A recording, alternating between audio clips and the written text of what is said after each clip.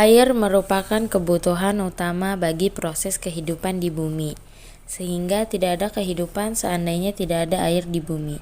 Namun, air dapat menjadi malapetaka jika tersedia dalam kondisi yang tidak benar, baik kualitas maupun kuantitas airnya. Air yang bersih sangat dibutuhkan manusia, baik untuk keperluan sehari-hari, untuk keperluan industri, untuk kebersihan sanitasi kota, dan sebagainya.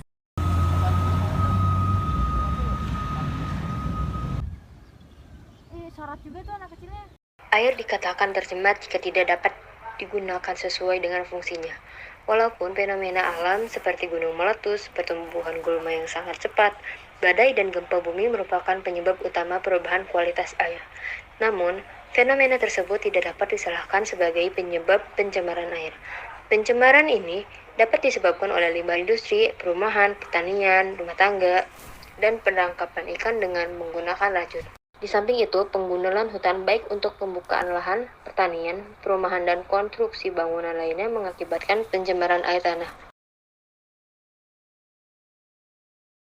Sebenarnya penyebab terjadinya pencemaran lingkungan, terutama pencemaran air itu tidak bukan dikarenakan oleh manusia saja, tetapi ternyata bisa karena lingkungan yang ada di sekitarnya. Sumber-sumber pencemaran air pertama ada limbah industri. Contohnya bahan kimia baik cair ataupun padatan, sisa-sisa bahan bakar, tumpahan minyak dan oli, kebocoran pipa-pipa minyak tanah yang ditimbun dalam tanah. Yang kedua, limbah pertanian seperti pembakaran lahan, pestisida. Yang ketiga, rumah tangga, contohnya seperti plastik, gelas, kaleng, batu baterai, sampah cair seperti deterjen, dan sampah organik seperti sisa-sisa makanan dan sayuran. Air dikatakan tercemar jika tidak dapat digunakan sesuai dengan fungsinya. Pencemaran air merupakan suatu perubahan keadaan di suatu tempat penampungan air, seperti danau, sungai, lautan, dan air tanah akibat aktivitas manusia.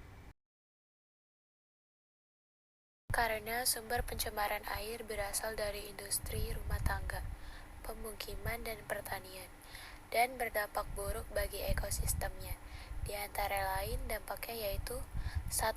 Munculnya berbagai bibit penyakit yang berkembang di air dan dikonsumsi oleh manusia. 2. Menyebabkan matinya biota kuno seperti plankton, ikan, hingga burung. 3. Menurunnya oksigen terlalu di dalam air sehingga kehidupan di dalam air menjadi terganggu. 4. Penurunan kualitas air tanah. 5. Air malah dapat menjadi media untuk penyebaran penyakit bahaya dari polusi air, dapat merusak kehidupan air sekitar muara sungai sebagai kecil laut muara. Pencemaran air. Proses pencegahan terjadinya pencemaran lebih baik daripada proses penanggulangan terhadap pencemaran yang telah terjadi. Usaha-usaha tersebut dapat dilakukan diantaranya melalui menjaga air tanah agar tetap bersih. Misalnya yang pertama, menempatkan daerah industri atau pabrik jauh dari daerah perumahan atau pemukiman. Dan yang kedua, pembuangan limbah industri diatur sehingga tidak mencemari lingkungan atau ekosistem.